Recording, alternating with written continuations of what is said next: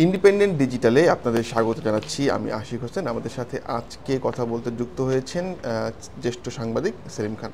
সেলিম খান, আপনাকে স্বাগত জানাচ্ছি। সেলিম খান, আপনি জানেন যে ভারতে ওয়াকফ বিল নিয়ে বেশ আলোচনা সমালোচনা হচ্ছে। শুরুতেই আপনার কাছে জানতে চাই যে এই বিলটি নিয়ে যে বিতর্কের কথাগুলো শোনা যাচ্ছে, সেই বিতর্ক আসলে কোন কোন বিষয়গুলো নিয়ে বিতর্ক উঠছে, এবং ভারতীয় যে মুসলিমরা আছেন তারা এই বিলটির বিপক্ষে কেন অবস্থান নিয়েছেন?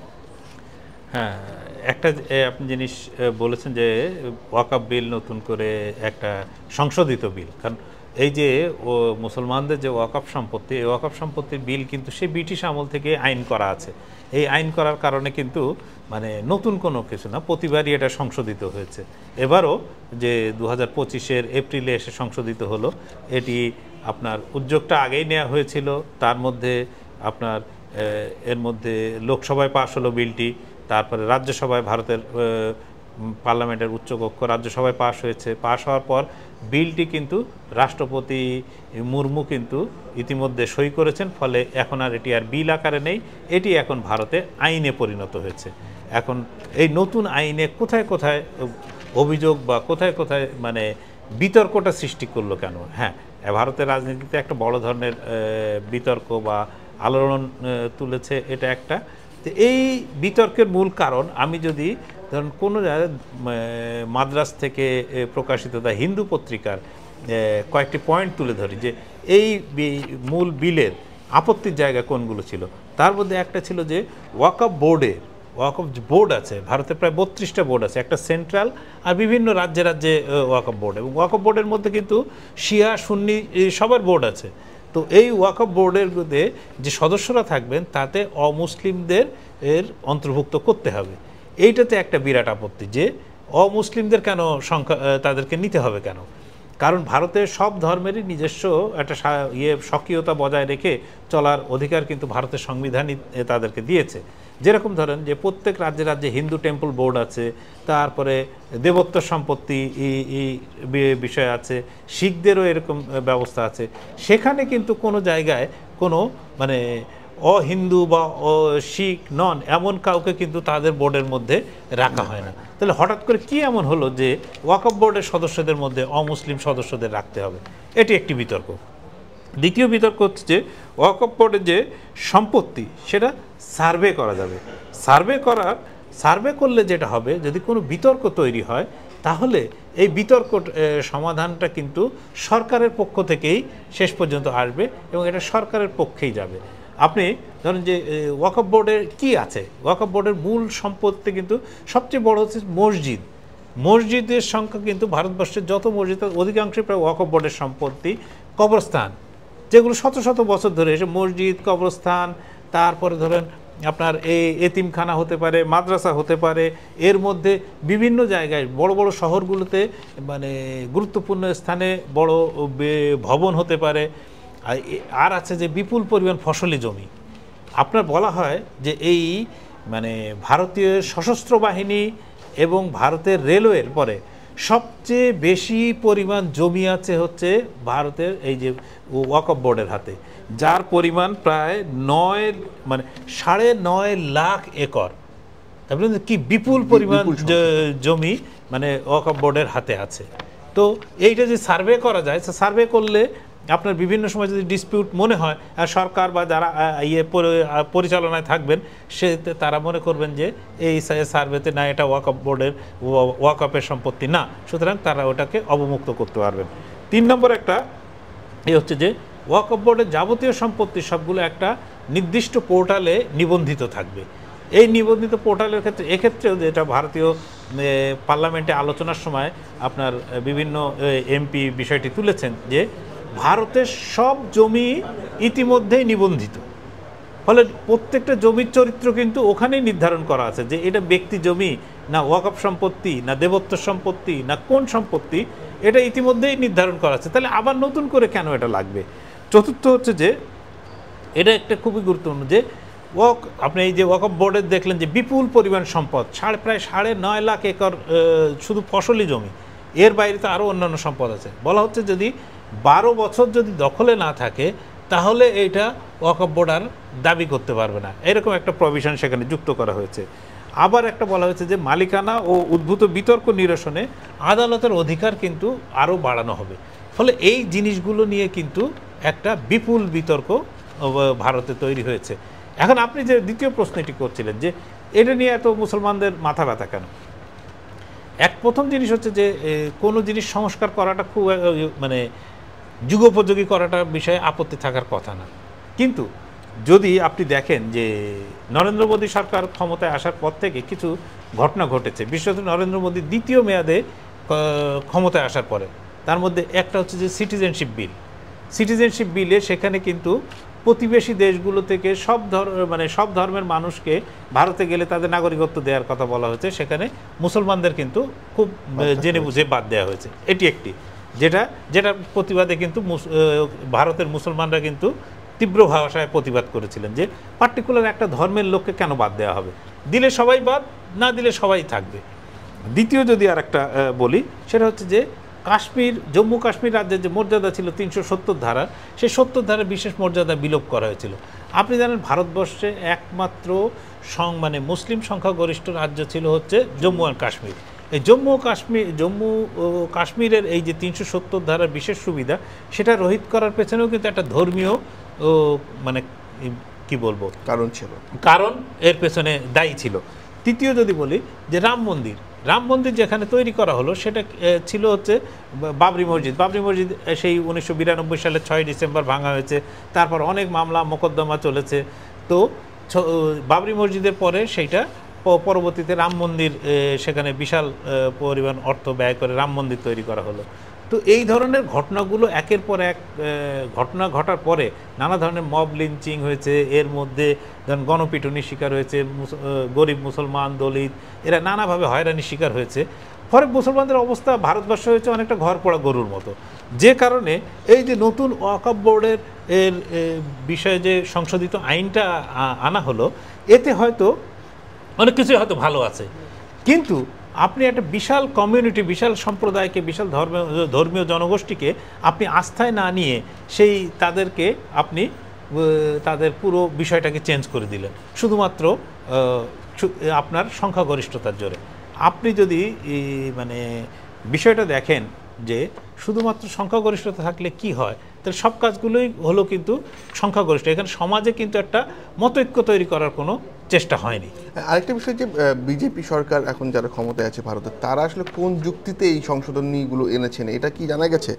এবং আরও যদি স্পেসিফিকলি বলতে চাই, যে সংস্কারগুলো আনা হয়েছে সেগুলোর কি আদৌ কোনো প্রয়োজন ছিল কিনা এই মুহূর্তে? দেখেন, একটা আগেই বললাম যে সংস্কার সবসময় প্রয়োজন। আর এই যে ওয়াকফ বোর্ডের হাতে যে বিপুল পরিমাণ সম্পদ আছে, এর যে অপব্যবহার হয়নি এটা কিন্তু একেবারেই না। এর অপব্যবহার হয়েছে, প্রচুর অপব্যবহার হয়েছে। এবং এক শ্রেণীর মুসলিমরা যাদের সম্পত্তি ওয়াকফ না বা খুব দামি দামি সম্পত্তি, তারা কিন্তু এই সম্পদ ব্যবহার করে বিপুল পরিমাণ অর্থবিত্তের মালিক হয়েছেন। এমন ঘটনাও একেবারে আশ্চর্য হন না। আমি যদি ছোট্ট উদাহরণ দিই যে এই মুসলমান সহ বিভিন্ন সংখ্যালঘু জনগোষ্ঠীর এবং যারা সমাজে পিছিয়ে পড়া জনগোষ্ঠীর অবস্থা দেখার জন্য কংগ্রেস সরকার আমলে একটা কমিটি গঠন করা হয়েছিল, যেটা হচ্ছে সাচার কমিটি। বিচারপতি সাচারের নেতৃত্বে একটা কমিটি তৈরি করা হয়েছিল। সেই সাচার কমিটি যে রিপোর্ট দিয়েছিল 2006 সালে, সেখানে বলা হয়েছিল যে এই যে ওয়াকফ বোর্ডের সেই বছরের আয় ছিল, এই বিপুল সম্পদ থেকে আয় ছিল 163 কোটি রুপি। আর সাচার কমিটি হিসাবে যে এই সম্পদ থেকে ন্যূনতম 12,000 কোটি রুপি আয় হওয়া উচিত, ওয়াকফ বোর্ডের হওয়া উচিত। তার মানে এই বিপুল পরিমাণ অর্থ তারা পাচ্ছিল না।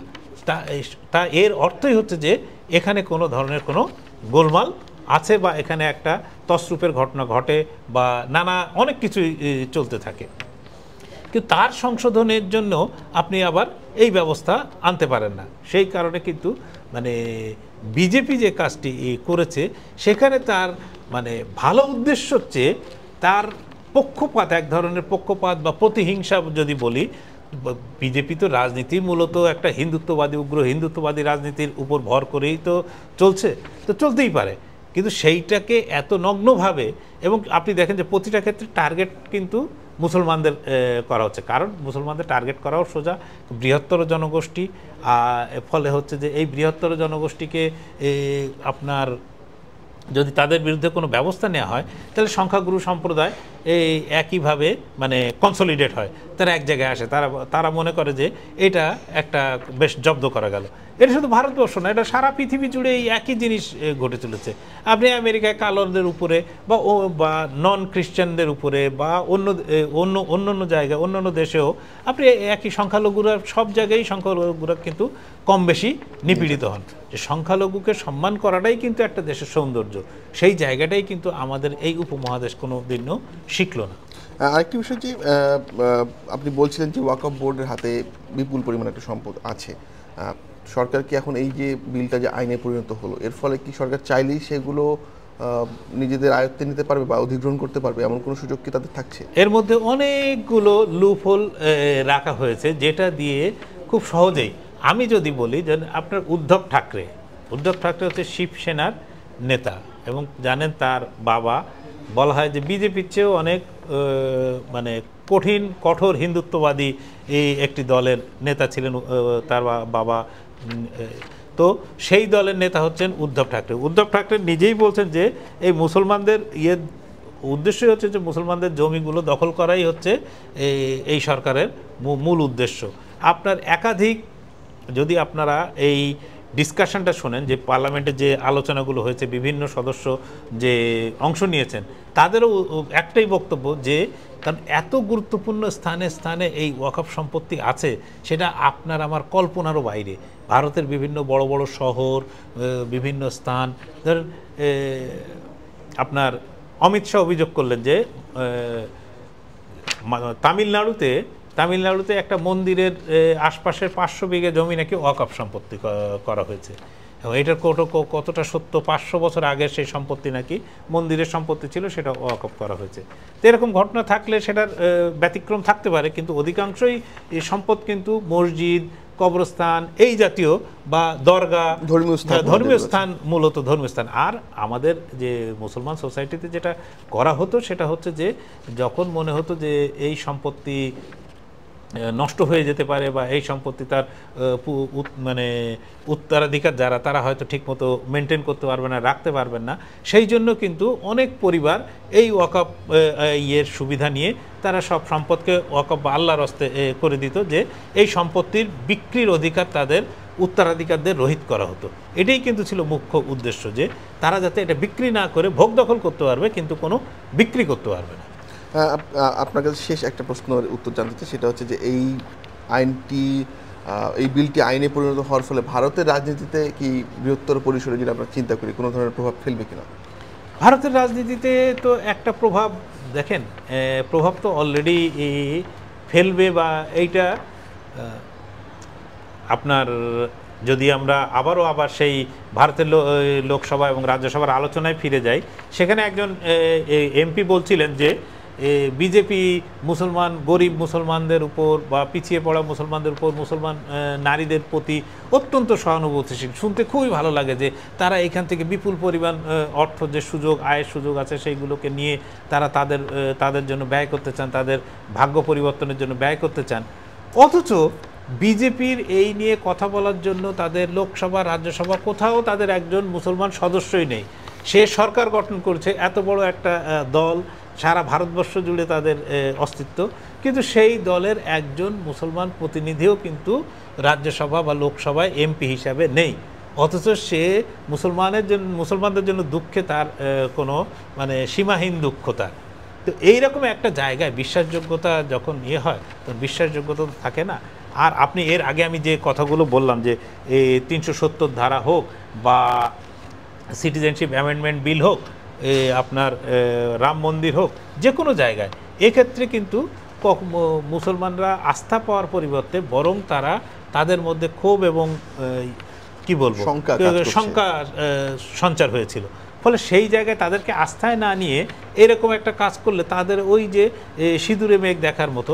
আর বিজেপির এতে সুবিধা হলো, তাদের জন্য তারা এই বিলের যারা প্রতিবাদ করলো তাদেরকে বৃহত্তর হিন্দু জনগোষ্ঠীর মধ্যে দেখানোর একটা সুযোগ আসলো, যে দেখো যে কারা মুসলমানের বন্ধু আর আমরা কাদের বন্ধু, আর মুসলমানদের বন্ধু কারা।